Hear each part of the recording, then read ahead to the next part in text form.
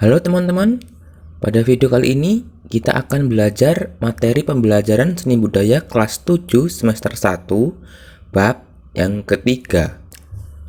Materi video pada kesempatan kali ini yang pertama, bernyanyi secara unisono, yang kedua, teknik vokal dan organ suara manusia, 3, berlatih vokal, yang keempat, bernyanyi secara vokal grup, dan yang kelima, menyanyikan lagu secara vokal grup, dan yang terakhir, uji kompetensi.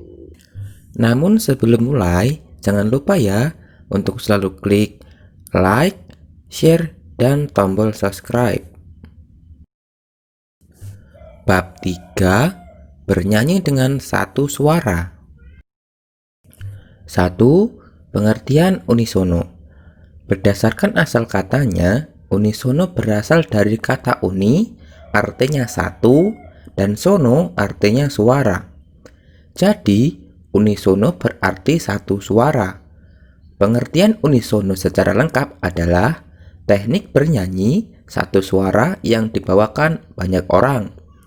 Contohnya, pada paduan suara yang terdapat berbagai jenis suara seperti sopran, alto, tenor, dan bass. Berbagai jenis suara tersebut dinyanyikan dengan satu suara. Di dalam pojok seni ada beberapa suara, yaitu suara wanita dan suara pria.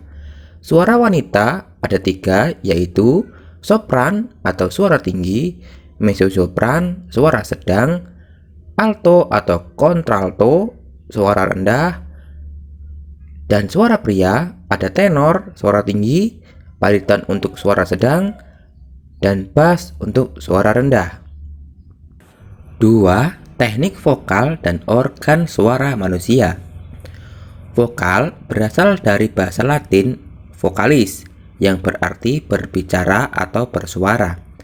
Sedangkan vokal dalam seni musik adalah alunan nada-nada yang keluar dari suara manusia. Teknik vokal adalah cara memproduksi suara yang baik dan benar, sehingga suara yang keluar terdengar jelas, indah, merdu, dan nyaring. Selain ditentukan oleh organ-organ tubuh, mulut, dan pembentukannya, suara manusia juga didukung oleh beberapa unsur-unsur teknik vokal, di antaranya sebagai berikut. 1. Notasi merupakan salah satu latihan dasar yang penting bagi seorang penyanyi karena tanpa pembenahan intonasi, suara yang dihasilkan menjadi sumbang dan tidak merdu. Intonasi mengandung arti ketepatan tinggi dan rendahnya suatu nada atau pitch. Bunyi nada yang tepat akan menghasilkan suara jernih, nyaring, dan enak didengar. Berlatih kelenturan suara dapat dilakukan dengan cara menyanyikan nada-nada dengan teknik staccato dan legato. Staccato adalah menyanyikan lagu dengan patah-patah, sedangkan legato adalah menyanyikan lagu dengan cara disambung. Adapun langkah-langkah berlatih kelenturan adalah sebagai berikut. A. Tahap pertama, nada dinyanyikan dengan tempo lambat lalu lebih cepat. B. Tahap kedua, nada dinyanyikan dengan tempo bervariasi. C. Tahap ketiga, menyanyikan interval yang bervariasi dimulai nada rendah ke nada tinggi. D. Tahap keempat, menyanyikan nada-nada kromatis. E. Menyanyikan lagu yang sesuai tahap-tahap latihan. 2. Frasering adalah aturan penggalan kalimat yang baik dan benar sehingga mudah dimengerti dan sesuai dengan kaidah-kaidah yang berlaku. Untuk mendapatkan frasering yang baik, seorang penyanyi harus memahami arti sebuah kalimat, memahami tujuan atau pesan sebuah lagu, serta memahami bahwa susunan nada dan syair lagu adalah satu kesatuan yang utuh. 3. Artikulasi, yaitu pengucapan kata demi kata yang baik dan jelas. Dalam bernyanyi, artikulasi adalah Cara pengucapan kata-kata dalam menyanyi agar pesan lagu dapat dimengerti dan dipahami oleh pendengar. Faktor-faktor yang perlu diperhatikan untuk mendapatkan artikulasi yang baik diantaranya sikap badan yang tegap, posisi mulut yang benar, latihan vokalis, pembentukan bunyi vokal, dan konsonan.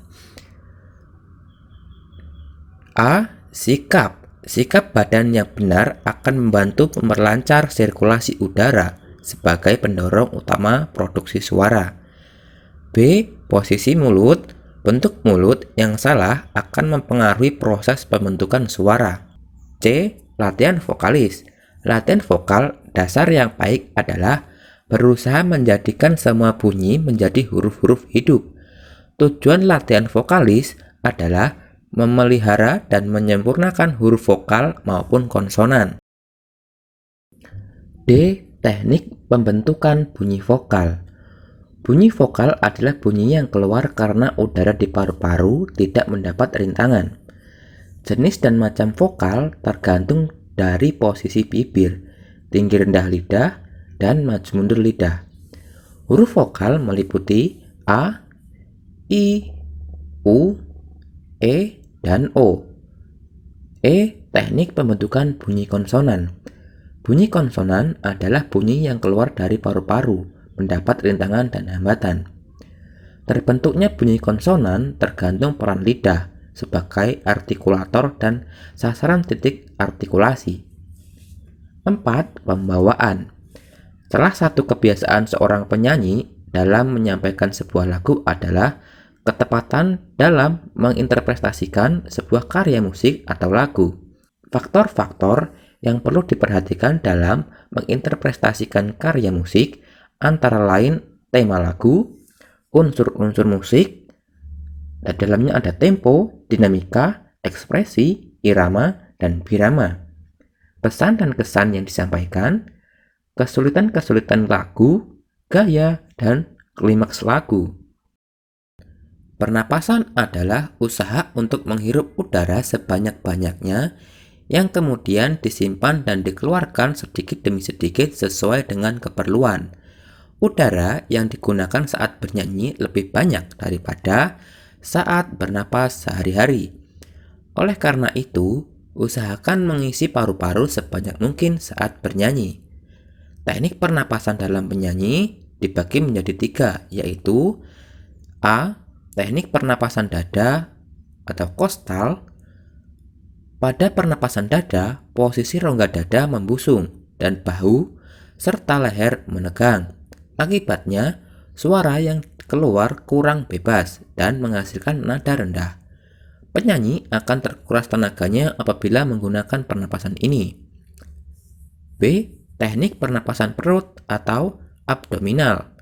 Pada teknik pernapasan perut, seluruh kegiatan dan kekuatan dipusatkan di perut. Akibatnya, dorongan dari paru-paru berkurang sehingga penyanyi sering mengalami kesulitan menyanyikan nada tinggi dan rendah dan akan menyebabkan kelelahan jika menggunakan pernapasan ini. Teknik pernapasan diafragma. Teknik pernapasan ini dilakukan dengan cara menekankan diafragma yang melintang antara rongga dada dan rongga perut agar posisi menjadi datar. Dalam keadaan demikian, posisi rongga dada membesar dan kesempatan ini berakibat udara leluasa mengisi paru-paru sebanyak-banyaknya. Teknik ini dapat mengganggu bagian leher, bahu, dan dada sehingga kelancaran organ-organ tidak terganggu. Teknik ini menguntungkan sehingga banyak digunakan oleh banyak penyanyi karena mudah diatur sehingga memperlancar proses menyanyi. 3. Berlatih vokal. Latihan vokal dapat dilakukan sambil menyanyi, yaitu dengan melakukan eksplorasi lagu model atau lagu yang sudah dikenal dan digunakan untuk mengenal konsep elemen musik. Lagu model tersebut dinyanyikan dengan cara merubah nada dasar secara berturut-turut naik dan turun. Setelah membaca konsep teknik vokal dan bernyanyi, jawablah pertanyaan-pertanyaan berikut ini. 1. Apakah keunikan musik yang kamu amati di daerah sekitarmu? Jelaskan. 2. Bagaimana tanggapanmu tentang orang-orang yang kurang peduli terhadap seni budaya bangsanya? 3. Bagaimana memberi pengertian bahwa seni budaya merupakan harta yang tidak ternilai harganya? 4. Bernyanyi secara vokal group. Vokal group adalah kelompok yang terdiri dari beberapa penyanyi yang tergabung dalam menyanyikan lagu dengan ketinggian suara yang berbeda-beda, antara lain sopran, tenor, alto, dan bass. Vokal group merupakan sebuah kelompok penyanyi yang beranggotakan kurang dari 10 orang serta 1-2 pemusik pengiring. Adapun ciri-ciri vokal group antara lain sebagai berikut. 1. Kelompok penyanyi yang mempunyai karakter warna yang berbeda. 2. Penggarapan yang bebas dan pembawaan yang bebas. 3. Cenderung ke pop style. 4. Sering menggunakan suara latar atau back vokal. 5. Menggunakan improvisasi. 6. Penggarapan lagunya selalu ada intro, interlude, dan coda. 7. Pengiringnya kebanyakan musik akustik. 5. Menyanyikan lagu secara vokal group. Yang pertama, pembawaan peran dalam vokal group. Dalam musik vokal group, setiap anggota memiliki bagian sendiri-sendiri dalam menyanyikan satu lagu. Pembagian tersebut antara lain sebagai berikut. 1. Lead vokalis. Lead vokalis adalah bagian yang mengharuskan penyanyi menyanyikan lagu dengan nada yang paling tinggi daripada yang lainnya. 2. Main vokalis. Main vokalis adalah bagian vokal dengan nada suara sedang. Bagian ini biasanya menyanyikan lagu paling banyak. 3. Subvokalis. Subvokalis adalah bagian vokal yang tingkat lebih rendah dari main vokalis. Subvokalis biasanya mendapat bagian lagu yang paling sedikit. 4. Vokalis. Vokalis adalah bagian vokal yang hampir sama dengan subvokalis. Hanya subvokalis merangkap menjadi subrapper. Tetapi biasanya vokalis menjadi backsound ketika lead vokalis menyanyi.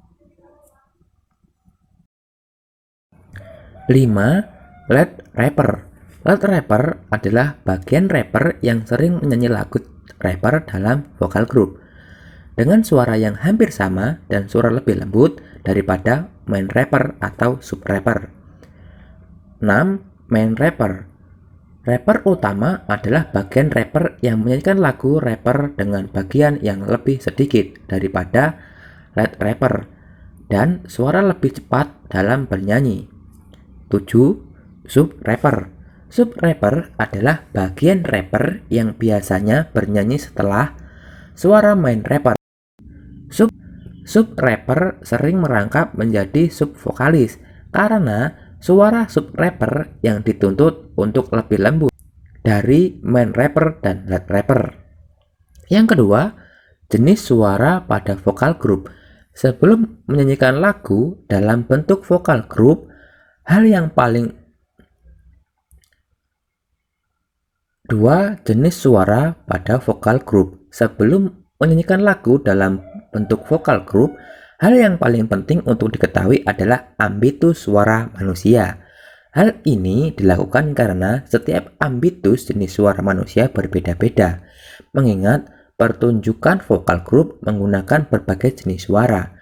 Ambitus sendiri adalah luas wilayah nada yang dapat dicapai seseorang dalam berolah vokal atau menyanyi. Wilayah suara manusia tidak lebih 4 vokal, yaitu sopran, suara tinggi pada wanita, alto, suara rendah pada wanita, tenor, suara tinggi pria, dan bass, suara rendah pada pria. Setelah kalian belajar materi di atas, sekarang kalian kerjakan yang terakhir, yaitu 5 uji kompetensi.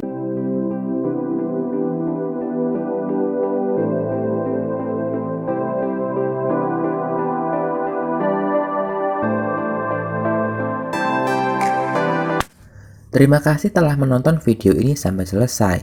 Semoga bermanfaat dan sampai jumpa di video berikutnya.